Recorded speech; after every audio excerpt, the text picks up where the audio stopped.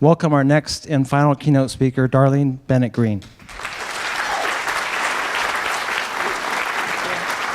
Appreciate it. Okay, I'm going to be, I should be mic'd.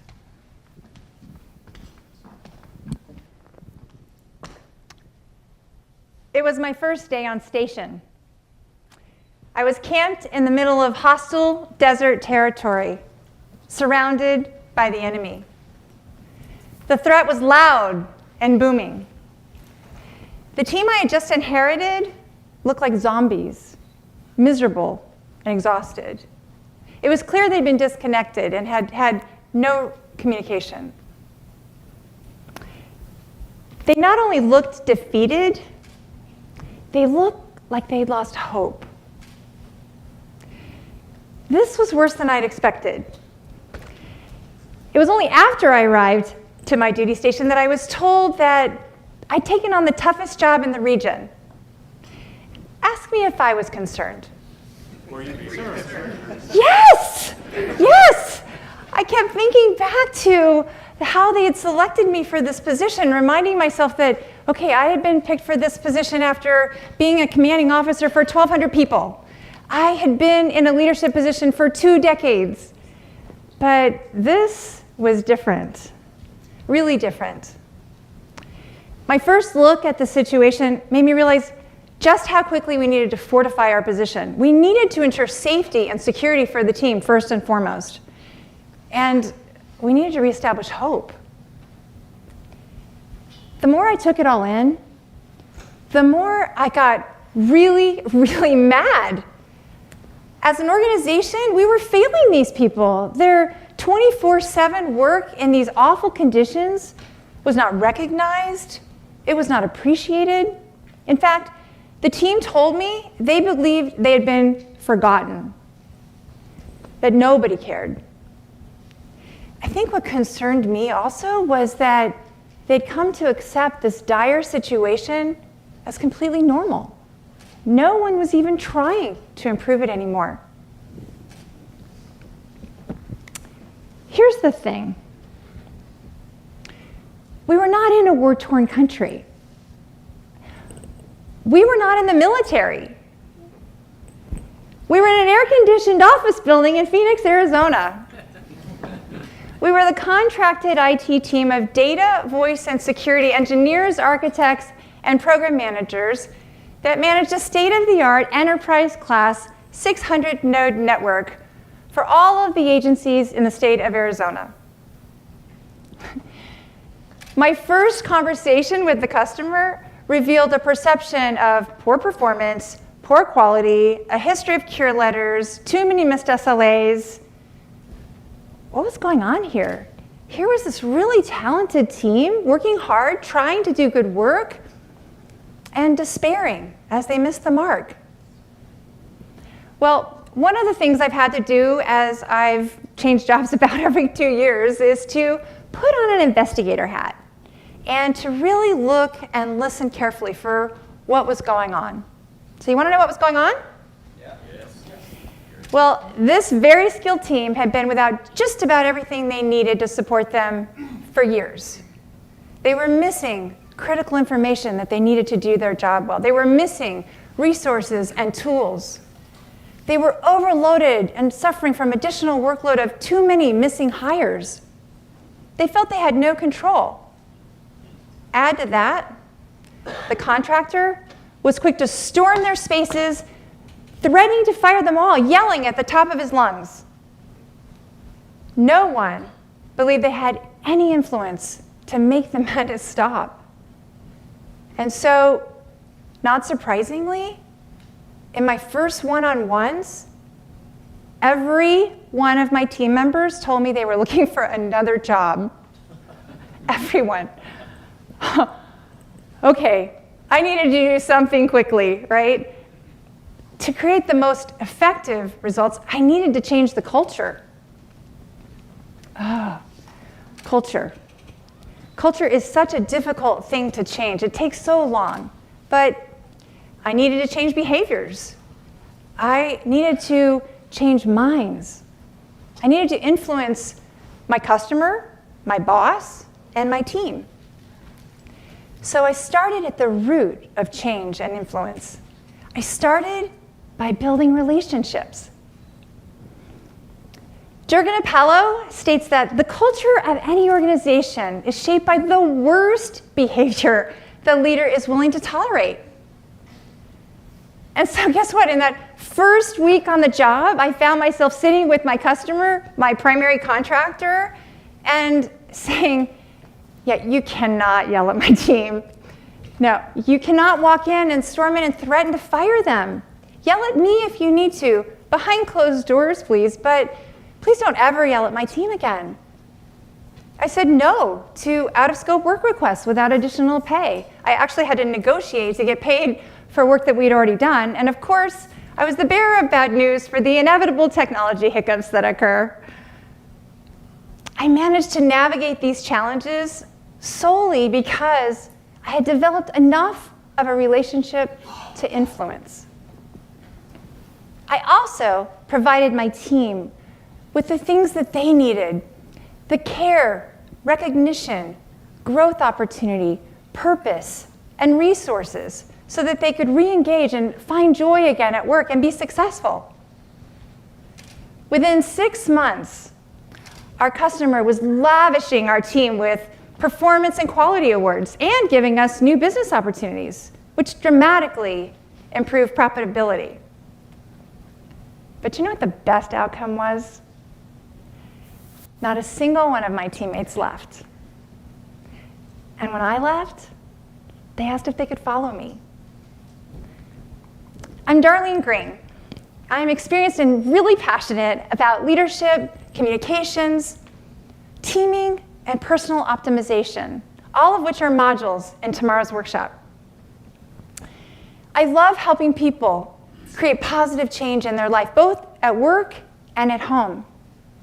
You'll often find me reading or listening to podcasts or attending classes or conferences on all of the various factors that impact our ability to influence. Whether that's behavioral economics and positive psychology, or nutrition and wellness. I am a retired Navy commander who was humbled to have 3 commanding officer tours. I'm the former dean of what's been named as the top leadership high school in the country, a private college preparatory boarding school.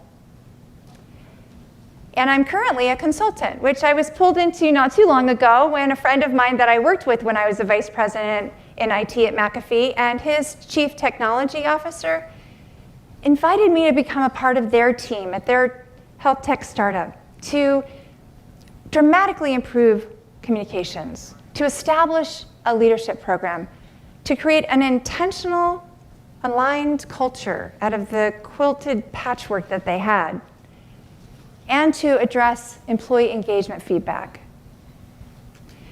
I'm honored and delighted to be here with you today because I want to perpetuate the momentum that's growing in technology. I don't want you to miss the train.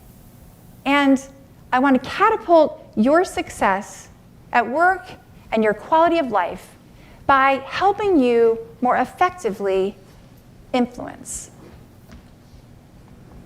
Every day, you have an opportunity to improve the quality of work and quality of life of you and those around you. You have an opinion that matters. However, there's a problem. The world is changing so fast that you may find yourself already substantially burdened just trying to keep your technology skills current. As a result, you may decide that you only have time to hone your technology craft and that you don't have time to learn and practice critical influencing skills. I believe that would be a mistake of magnificent proportion that would not only limit your impact, but limit your opportunity. How many of you would like to learn to better influence, right? Because learning to influence can help you leverage your technology skills. I'm going to walk through some of the various factors that can help you become a more influential force. Because the benefits are very clear. You can immediately begin making a bigger difference. You can improve quality, reduce frustration, increase your team's efficiency and effectiveness. You can increase alignment and be a spark of positivity to help create a culture in which people not only feel but are valued and optimized. Sound good? All right. I've been using the word influence. It's easier for us to imagine influencing people or situations. What I really mean is leadership. John Maxwell says that leadership is influence, nothing more, nothing less. Sometimes we think of leadership as this superpower that's reserved for those high-up executives in the organization. Or we think of it as this magical set of charismatic skills that are only gifted to this certain fortunate few at birth. It's not. Think of it instead as a mindset of values and a series of skills that you can learn. We know that not all managers are leaders, right? Right. I would submit to you, managers need to be leaders. But we also know that there are so many more leaders that are not titled managers. Leadership experts for decades are in firm agreement that you can lead from wherever you are in the organization. In fact, Kouzes and Posner say in the Leadership Challenge that it's our collective task to liberate the leader in each and every one of us. Remember what Peter Curry said? He said it was your moral obligation. Okay, so why do you want to be a leader? I would love to hear a few examples. Who wants to be a leader and why? Yes? Change the direction that things are going. To change direction. Good. Another. Yes? To go in the correct direction. Say again? To go in the right direction. To go in the right direction. Another? Yes? Better the lives of all those around me and myself. Love it. Better the lives of all those around you and someone else. Anything else? Yes? Say again? Find more leaders. Yes. Good. Yes? I can't abide bad leaders. Yes. It's hard to tolerate bad leaders. Yes. So go be a good one, right? Anything else? Yes? Make the world a better place. Make the world a better place. Yes. Well, and here's another reason. I believe that lack of leadership is the root of the most serious problem facing business today: disengagement. Has anyone heard the statistics on this? 8 out of 10 workers are disengaged. 8 out of 10? That's shocking. And guess what? The actively disengaged people, they're not just unhappy. They actually intentionally go and undermine the work of their coworkers. Wow. So we really do need to care about engagement. Disengagement leads to an impressive array of negative impacts across the entire organization, from retention of talent to customer service, from productivity and performance to profitability, from resilience to quality. We're here to improve quality. Engagement of our people improves quality. So, what helps our people stay engaged? Well, according to Harvard Business Review, here are the most impactful employee engagement drivers: recognition, understanding of how the job contributes, leadership updates and communication, understanding and alignment, training and development. What do you think? Do these ring true for you? Yeah. And of all of these, I believe that they're provided through leadership and communication. It's no surprise that disengagement leads to attrition. And if there's an industry anywhere that's working hard to improve attrition, it's the software industry, right? Where people turnover is the highest. How many of you have been on a team and lost a teammate? Raise your hand. Okay, you see that? I don't have to tell you how devastating that can be to the team and sometimes the organization. But did you know how much it costs the organization? Any guesses? A lot? Any number figure? Billions. Billions, okay. I like how you say that. It's been estimated as upwards of 1 year's salary. And did you know that Google found that the productivity of the team is not only degraded immediately, even when a replacement is made right away, but it's degraded for years. And here's what else that I found really surprising, that the superstar performers that leave and go to a new place, they don't reach their same superstar performance. So the new team and the old team are degraded in performance. So let's get curious and have the courage to really look at what's going on and to figure out why people are leaving. Let's not just say, oh, well, there's just so much opportunity in the software industry, right? I kind of feel like that's sticking our head in the sand and not really owning the problem.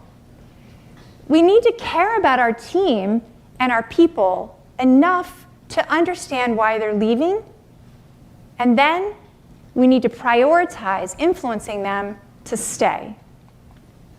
So why do employees leave?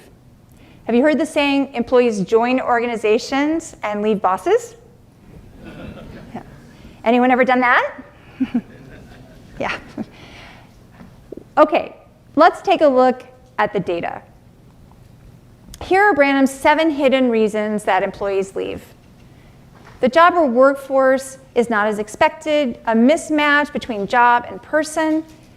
There's too little coaching and feedback, too few growth and advancement opportunities. Workers feel devalued and unrecognized. Workers suffer from stress due to overwork and work-life imbalance.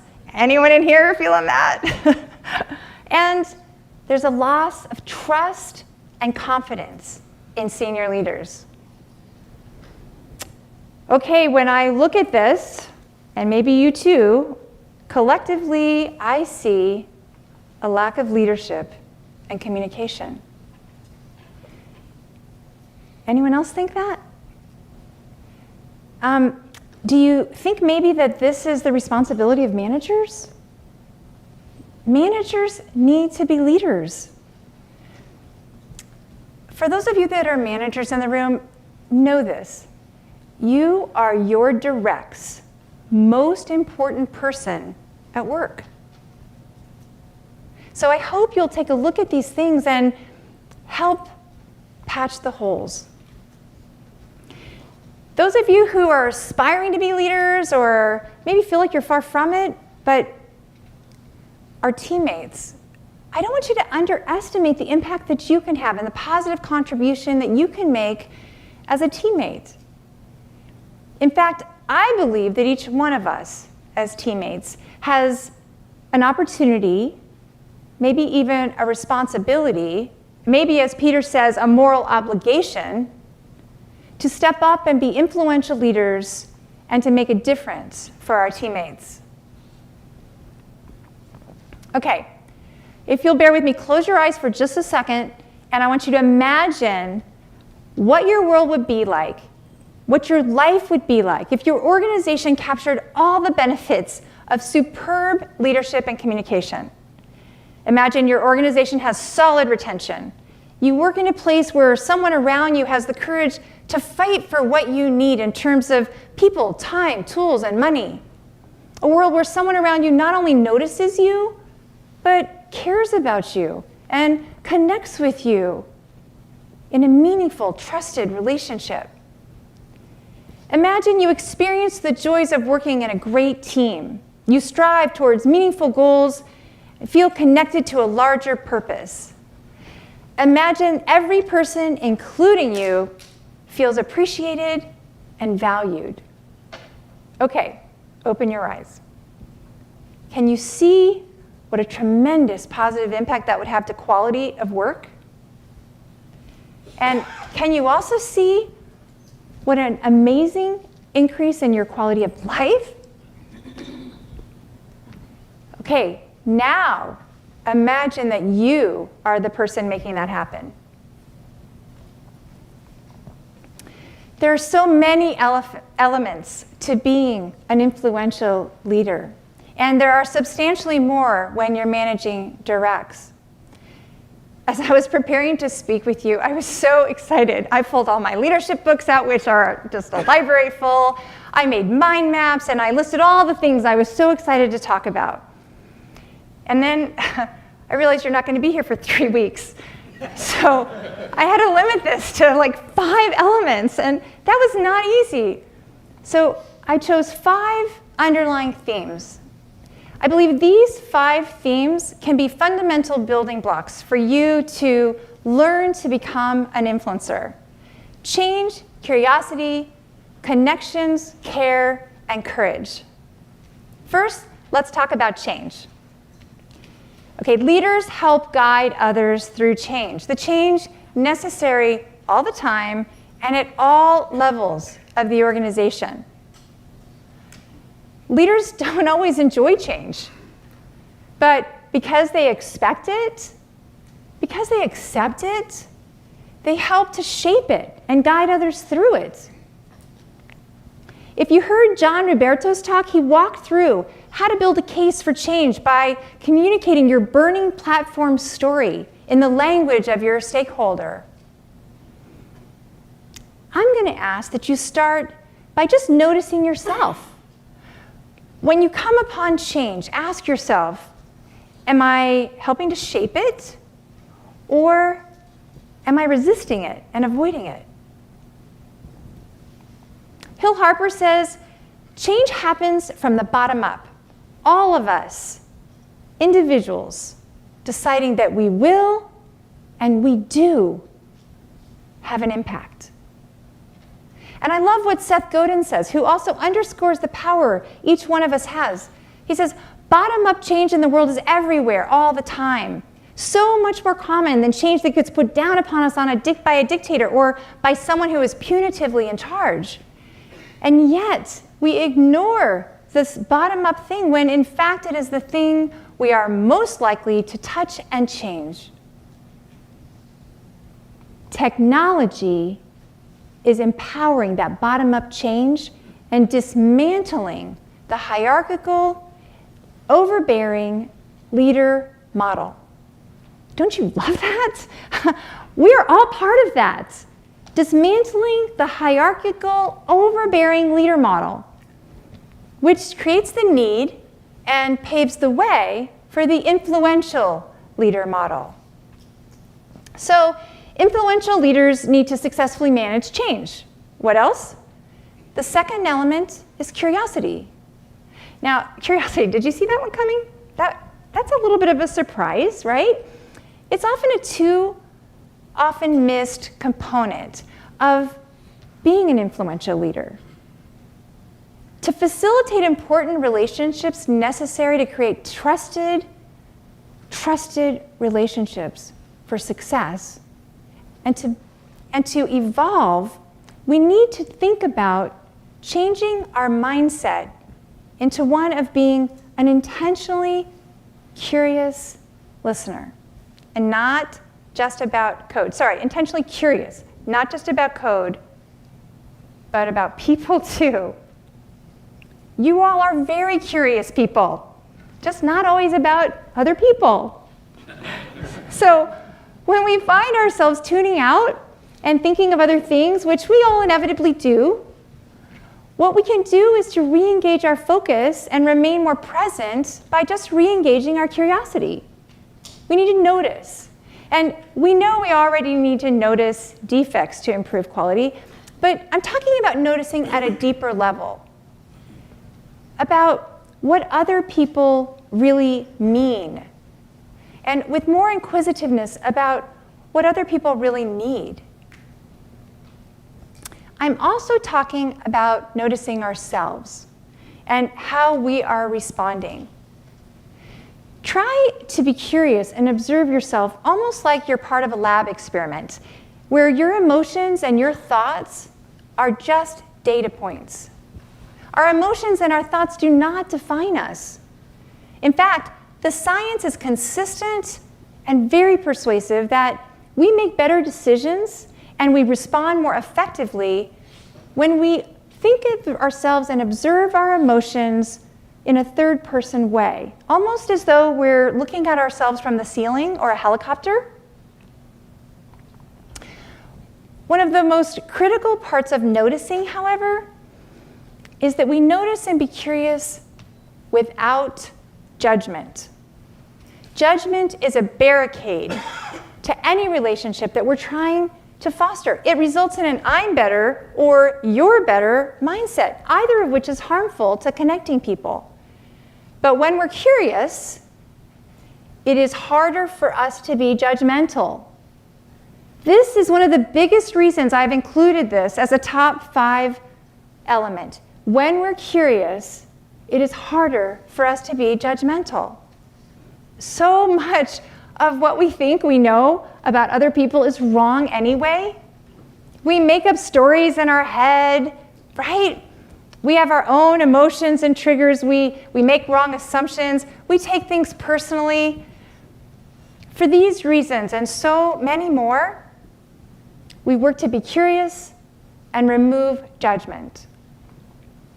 Okay, so influential leaders manage change and are curious without judgment. The third element the influential leader needs to master is to establish connections. Our most successful moments of influence come from the strong connections we make through relationships. And of all the elements we'll discuss today, we'll spend the most time on this one, not because it's more important, but because we have so much opportunity to make changes to improve it. Okay, so what's the best way to build a relationship? One-on-ones. One-on-ones are called the single most important action to building relationships because they offer a platform that enables that deeper communication. One-on-ones help you establish trust. Paul Meyer and a lot of experts have said something similar to this. Communication, the human connection, is the key to personal and career success. And here's what I've found. While it's true that building a relationship is fundamental to ensuring effective communications, it's also true that effective communications are fundamental to building relationships. So let's talk about communications. We know that they're important. We know that they're hard. And we know we don't do them very well, right? Think of how frequently throughout this conference we've heard people say communicate, communicate, communicate. How do the most influential leaders that you've seen communicate? They communicate up, down, sideways, everywhere, effectively, and often. How could you increase your formal and informal communication? How could you create opportunities to meet with people privately or publicly, whether it's for a coffee or a lunch? What if you were to make it a weekly and eventually a daily challenge to consider what content you need to push and pull, and with whom? think proactively rather than reactively. Dave Shanley talked about the awesome tool that is sort of like an internal net promoter score that he and his team at Notion have developed to uncover how people are really feeling about the preparation of stories, the productivity and communication of the team during the sprint, their confidence of the code. And he kept repeating the point that the anonymous responses are conversation starters. We think we've communicated when we've spoken or written. But until the recipient has processed the information, we really haven't. George Bernard Shaw says the single biggest problem in communication is the illusion that it's taken place. To establish connections, we communicate. Communication is a two-way street, though, right?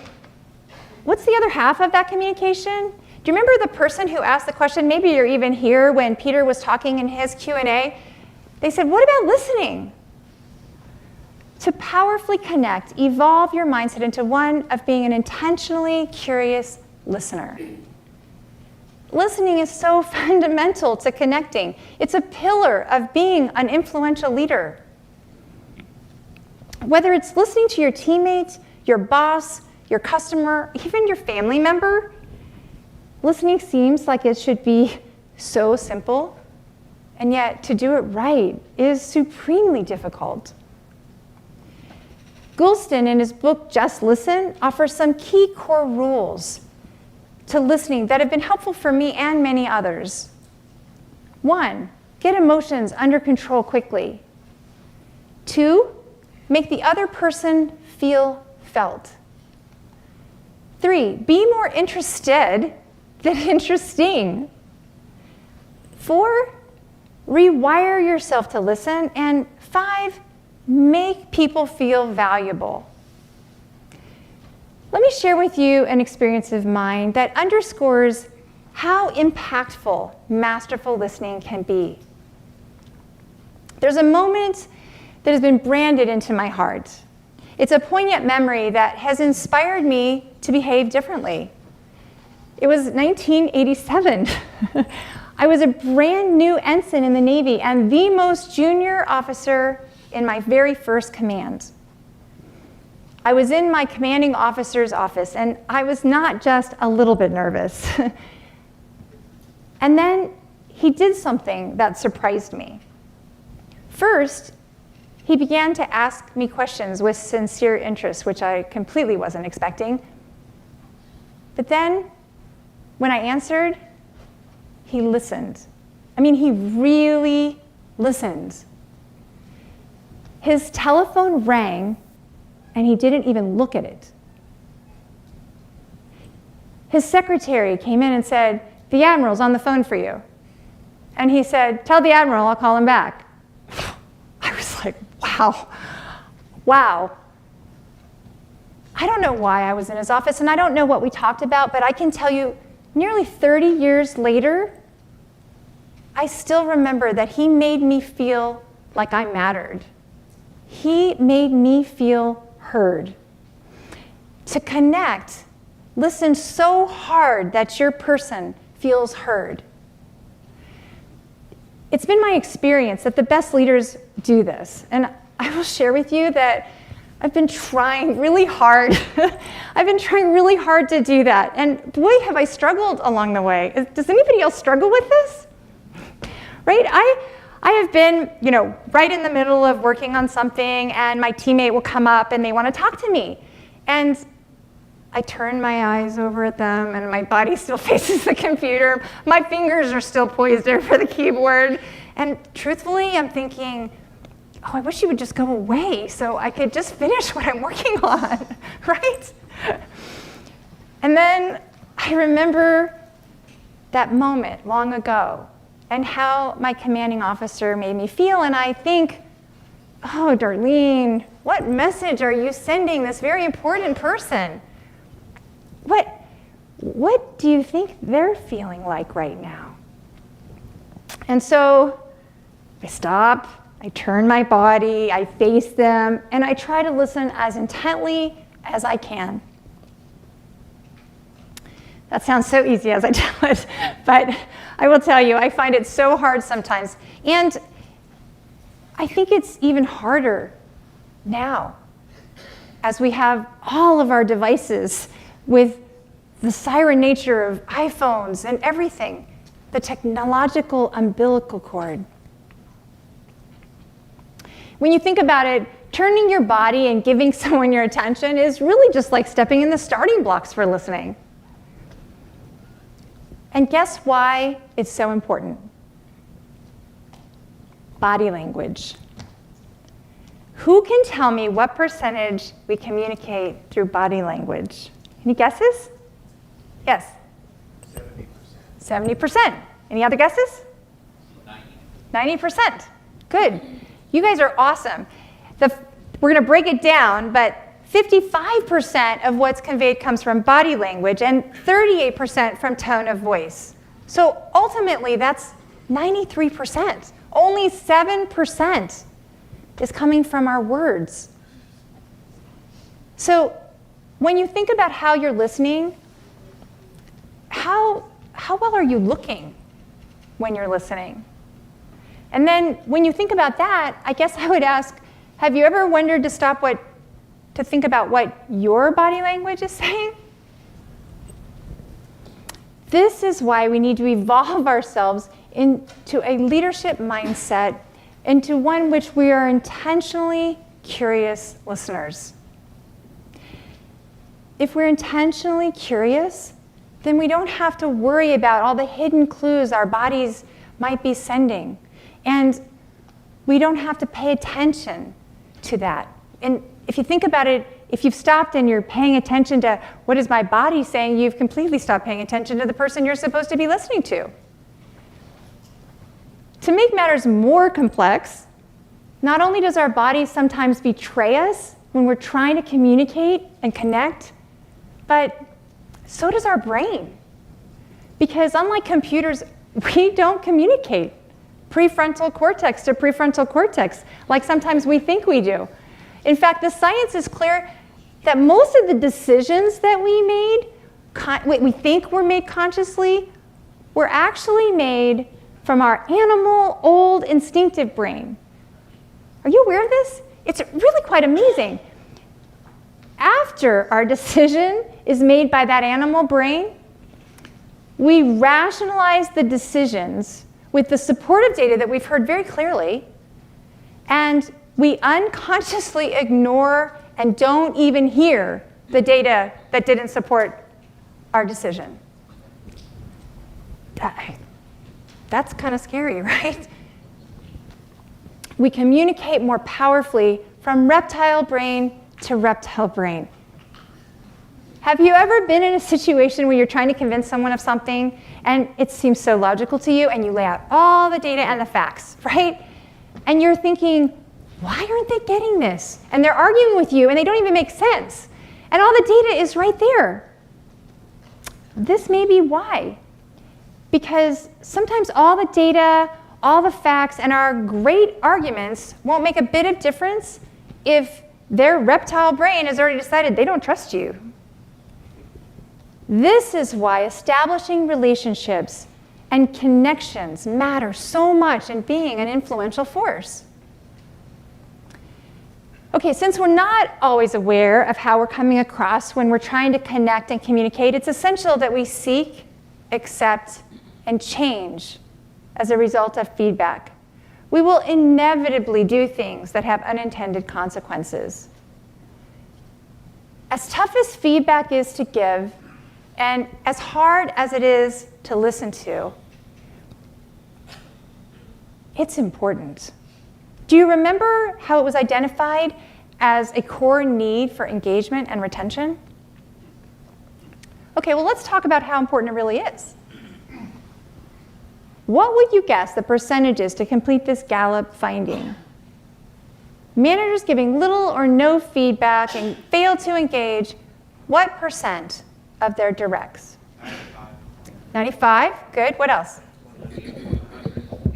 100. Wow.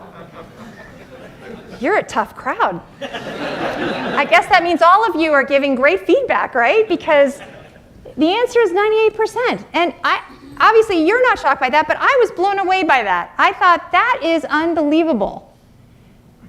If you think about that now, I really am seriously asking you, are you giving positive and constructive feedback?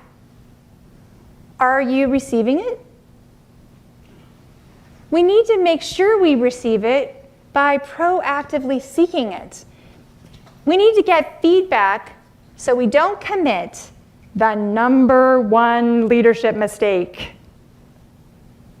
Any guesses on what the #1 leadership mistake is? Assumptions, good. Anything else? Friends on Facebook with your employees. Being friends on Facebook with your employees. You know, that may be true now, actually. It's leadership. Leaders stop listening. The #1 mistake, leaders stop listening. They actually surround themselves with people who massage their egos. Okay, well, here's a true story of a pivotal moment of feedback between two peers, another vice president, and me. As a point of background, I have a habit of asking my peers, my directs, and my boss 2 questions weekly, regularly. The first is, am I focused on the things that you think I need to be focused on? And the second is there anything I could be doing better? Well, one day, after I'd asked these 2 questions of this VP, as often happens when you keep asking these questions, he asked me back, well, is there anything I could be doing better? Shoot, why was I not expecting that? I should have been. But you see, his demeaning behavior, his loud demeaning behavior, was seriously degrading our team's performance. But I was kind of nervous about giving him feedback. He was renowned for yelling and losing his temper, and I don't know, I'd just been through a course called Crucial Conversations, and I'd learned this new Crucial Conversations formula, and I didn't know for sure if it would work, but I thought, well, we'll give it a try. Well, so I said, do you really want to know? Yes. I'm like he's going to say no. No, I really don't want to know. So gently, slowly, I began. Well, and I really said this, I've noticed that you talk substantially more than anyone else in our meetings, that you argue vehemently over even relatively minor things. I've noticed that you're negative, aggressive, even combative in your approach, that others are not speaking up at all. They're just shutting down. I wonder if you recognize the impact that you're having on our team. I wonder if you know that it feels like you're more concerned with winning than anything. Do I have this wrong? Is there something I'm missing? Okay. Now I'm expecting bad news here. But you know what he did? He did this, and I'm not kidding. I know, Darlene, I'm such an asshole. Will you please help me and point it out when you see it? Okay, I was not expecting that. Of all the things, I was not expecting that. I did help him. And you know what? He really did get better. And there was a surprising benefit, and that was that crucial conversation brought us closer. It actually created a stronger relationship for us because it made us allies. Without question, crucial conversations take having a relationship before you try one. And no doubt they're challenging. But if I can teach high school students how to do these, you can learn these too. And we'll practice them in the workshop. All right, we've talked about connecting through relationships, one-on-ones, communication. We've talked about becoming intentionally curious listeners. We've talked about listening without judgment, being aware of body language. And we've talked about feedback and crucial conversations. But there is one other connection that is really important. It's the connection to our organization's values, purpose, vision, and strategy. It helps us to answer the question, who are we? Why are we doing this? In fact, Eric Thompson spoke of this in his discussion on engineering motivation, referencing Dan Pink's work in the Great Book Drive, the need for autonomy, mastery, and purpose. Also, Dr. Pat McQuaid and Dr. Yin Ki Kwan pointed out in their talk that you will be far more likely to get a project supported if it is tied to the organization's goals. We often underestimate how much we as human beings need to understand how the work we do contributes to the overall organization strategy, which means that we need to understand the corporate strategy. And that means we need to have had it communicated to us repeatedly and in lots of different ways. Do you remember noticing how many of these were connected to the corporate goals and strategy? Take a look. 8 out of 9 demonstrate the desire for alignment with and connection to company-wide goals and strategies. Why is this so important? Well, as Simon Sinek says, people don't buy what you do, they buy why you do it.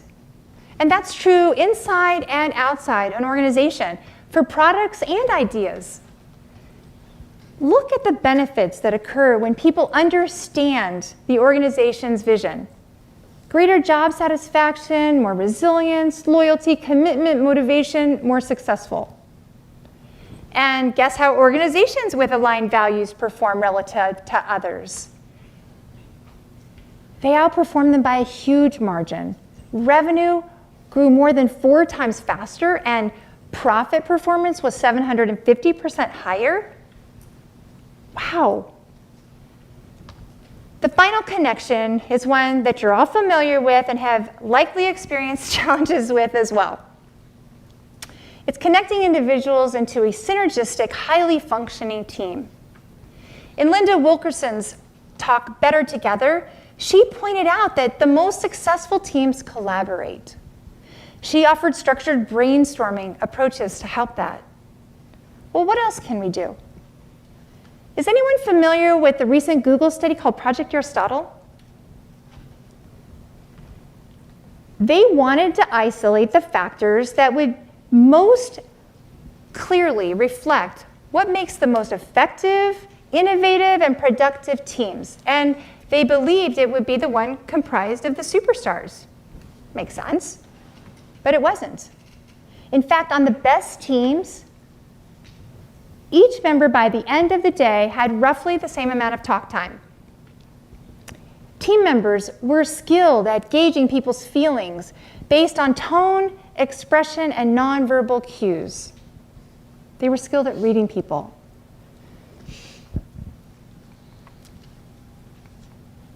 I've missed psychological safety, but it too is a very important factor. And then they also followed the 5 norms: dependability, understanding each other's job, sharing understanding of mission, believing their work was meaningful, and believing that their work created impact. Okay, of all the components, which one do you think was by far the most significant? Okay, I heard about all of them, so I'm going to tell you the answer. It's psychological safety. Psychological safety. So now the pieces of the puzzle come together because you can see how if you're curious and non-judgmental and you build relationships and you connect, you will be helping to create psychological safety, right? How if you listen really well, and remembering that 93% of the communication is body language, and connect through shared values, you can positively influence your team's success. Okay, but I've had managers that did all of these things and I still couldn't follow them. Why? Because they didn't care. They didn't care about other people. They didn't necessarily care about the organization. In fact, all it appeared they cared about was themselves. And it felt like everything they did was self-serving, intended to make them look good. Have you ever worked for a manager like that? Yeah, that is so not fun. Leadership is about serving others, about shifting the focus away from what's in it for me to how can I serve you? Okay, we might consider and conquer all the components of change, curiosity, connection, and care. But if we're missing the last element, we're just not going to lead anyone very far. The hard stuff, the inspiring stuff, the guidance and leadership that it takes to take somebody someplace new requires a leader who's willing to take risks. The tough stuff requires courage. Aristotle said, you will never do anything in the world without courage.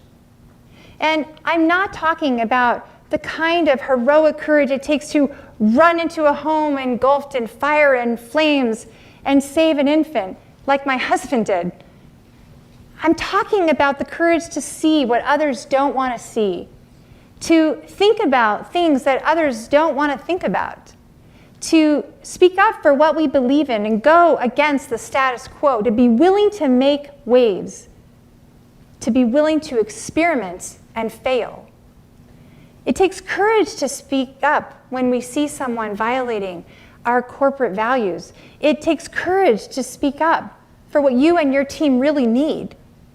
It takes courage to speak up when we have that offbeat, crazy, but maybe brilliant idea. Winston Churchill captured it well when he said, courage is what it takes to stand up and speak. Courage is also what it takes to sit down and listen. Think of courageous you and all that you can do. You have the courage to rise above being a quality tester, developer, designer, or program manager to becoming not only a quality leader, but a quality leader. You have the courage to put into practice the wonderful new techniques and ideas that you've heard throughout this conference to improve yourself and your organization. So you now see why I've chosen these 5 elements: change, curiosity, connections, care, and courage, as building blocks for you to become an influential leader. With your permission, I'll close by wrapping it up in a true story that's near and dear to my heart. Thank you. I arrived to my final job in the Navy as the commanding officer for 800 sailors and 400 Marines at the Navy Operational Support Center in Phoenix, Arizona. The center was suffering from a culture of neglect. It was not only overgrown with weeds and had paint peeling and looked unkempt, but get this, it had the worst statistics in the country for nearly every metric we measured. From operational readiness to personal retention. I started by being curious and listening to my team.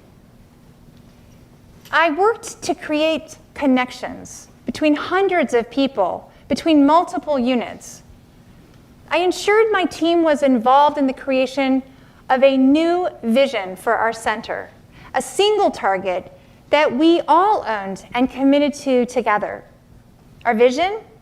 Well, we all decided that we wanted to be the best reserve center with the highest readiness metrics in the country. We wanted our reservists to have the highest physical, medical, administrative, and operational readiness to deploy to war. Please understand that readiness matters because readiness saves lives. I rallied all of my senior leaders and I asked them to be change agents. I asked them to be influencers. I asked them to really be leaders, to help us succeed. We built relationships and we became a stronger team, aligned toward and motivated by our purpose and our vision. Well, guess what? We hit our goal of best statistics in the Navy within 1 year. We sparked a bit of interest as a result, and soon our senior Navy 3-star admiral was flying into Phoenix, Arizona to inspect us and figure out what's going on here. He left raving about our team and telling us that we had the best reserve center in the country. We were so proud. This was the very essence of success for our reserve center. There was just one problem. I had made it a point to have one-on-ones, to care for and to connect with my reservists that were going to and coming back from the theater of war, which was most likely and most often Afghanistan at that time. As I was listening carefully, with intentional curiosity and without judgment, to those that had returned, I noticed that something was very wrong. These sailors and Marines had donned their camis, had gone to the war front, had risked their lives. In some cases, they had watched friends die, and then had returned a changed person. They were hurting. We were not demonstrating enough care for them following their return home. So, on a normal reserve weekend in 2005, in front of about 400 reservists, and the rest on following weekends, I passionately described a new vision of a reserve center that did a much better job of taking care of our returning warriors and their families. I asked for volunteers to help to create a new program, and I got them. I got a lot of them, because they understood the values, and they understood the need. They believed in this purpose and vision. We searched by looking for a model that we could adopt and modify. We searched the whole world over, everywhere, and there was not one anywhere. Because unlike in the past, many of our team members were deploying as individuals, not as units. When they came home alone. There was no ticker tape parade. There was no unit debriefing, no thank you, no team. These warriors were disengaged and disheartened, and this was serious. No team meant no talk time, no psychological safety, none of the 5 shared norms. As individuals, they had no barometer to measure how they were doing compared with others. They had no way of knowing that the reintegration challenges that they were experiencing, the physical, mental, and spiritual challenges, were actually very normal for nearly all of them. Without a team, they had no one with whom they could discuss any of their past year or what they were experiencing right now. As a result, most of them privately, silently, believed that their issues were unique to them and that they, and they alone, were broken. And so did their spouses, who were also disconnected, lost, alone, and confused. They were missing a support structure, tools, and a path to health. We called it the Returning Warrior Weekend program. We not only asked them, what do you need, but we researched it extensively to see what could help. We created a place of safety, and we created an event that comprehensively pulled together all of the resources and facilitation that they needed to begin reconnecting, to begin conversations necessary for healing, and to show members how to get the help that they need.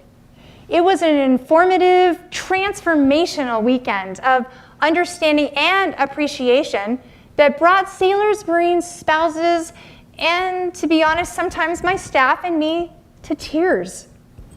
These seasoned, strong, sturdy sailors and these really tough Marines hugged us at the end of the weekend, thanking us. I can't even tell you the number who told us that that Returning Warrior Weekend program had saved their marriage. And many, many letters said the same. What we never expected and what we were overwhelmed to see were the number of letters from too many reservists who wrote to us and told us that they believed that attending that weekend had saved their life. 100% of the participants in the program recommended it for others. And so we expanded it throughout the Southwest, then the nation. Within just a few years of its development, our Returning Warrior Weekend program was listed as one of the Chief of Naval Operations' top 5 priorities. And the Department of Defense actually earmarked and preserved special money as it continued to expand. 11 years later, I'm so proud to tell you that the program is still going strong nationwide. I may never do work that is that intrinsically rewarding again, or find myself as a change agent for a greater purpose. I'm amazed when I think about how it all started with a one-on-one.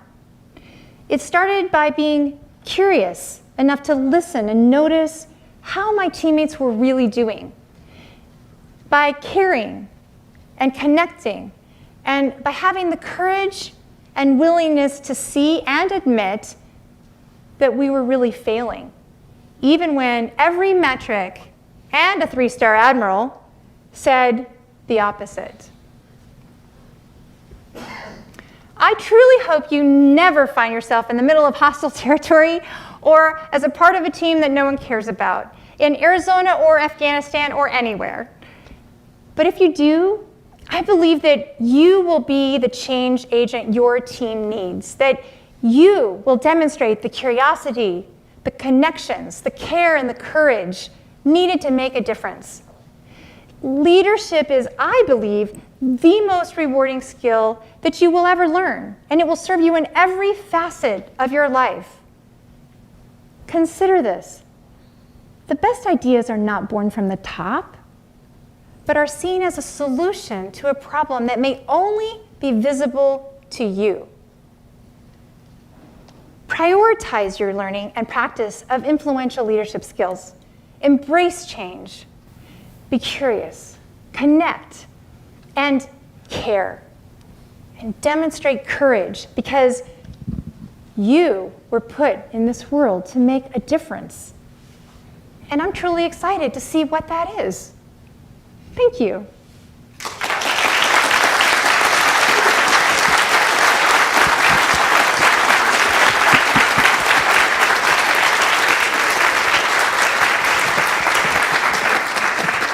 Maybe we have time for like 2 questions. Any couple questions from the audience?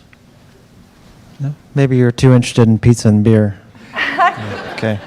Well, thanks again, Darlene. There's two. You want? Oh, you do have questions? Okay. It's kind of hard for me to. So can I quote, excuse me? Can I quote you that anyone who disagrees with me is a snake?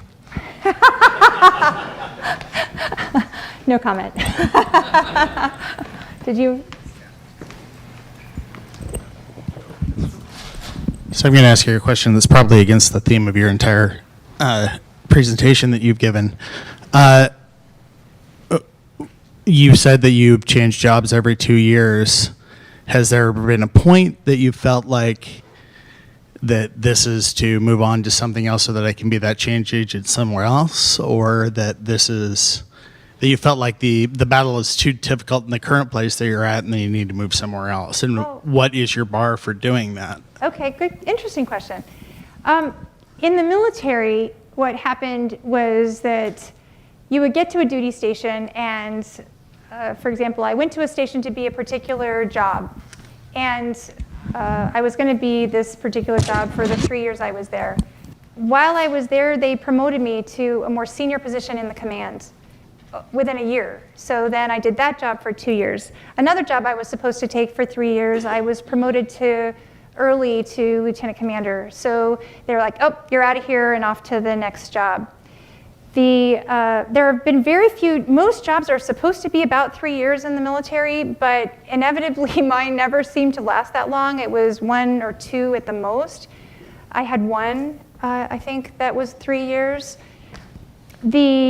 Then after the military, I had my first job, and I had that boss that I couldn't follow. And I'd been there over a year, and honestly, I was really struggling to work for someone who didn't care about people. That was so entirely my essence that I just had a really hard time. And it's funny because it never occurred to me to resign. My husband actually said, you know you can quit, right? It'd been 20 years in the Navy. You never quit, right? You just kind of kept going and you waited for that boss to leave, or you would eventually roll on, so it never occurred to me. So I actually did put in a letter of resignation, but then the CEO said, hey, we really want to keep you. What do you want to do? We'll build a position, and they did, and then I took another position, and then they reorganized, and they put that old boss back in charge of me, and I'm like, see ya. So I think the other times that I've left have been family related. Moving to where my 3 out of 4 of us wanted to live in Culver, Indiana. First time I ever moved for my family. So good question, but I think it's just a mix of all of it. Not necessarily to go make change someplace else, but personal reasons, I think. What do you think of the assertion that technology is the biggest problem to one-to-one communication? Because I have a lot of experiences where people actually think that like a text is one-on-one because it's between 2 person, or an email is one-on-one. Right. Yeah. Well, I will tell you, I think that technology is a double-edged sword, and I think that it offers a lot of advantages. I will tell you that it is why my husband and I are married. We were cross-country, we did iChat. He's very good at email and maybe not as good at talking, so I got a lot of information out of him through emails and through texts, and I know.